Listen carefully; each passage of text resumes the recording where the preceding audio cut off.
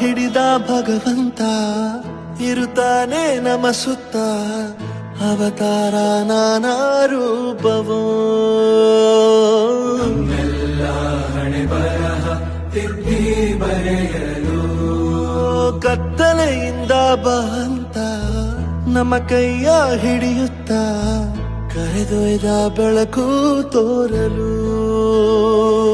ದಯವಾಗಿ ಗದರೋದು ನಮ್ಮ ಬೆಳೆಸಲು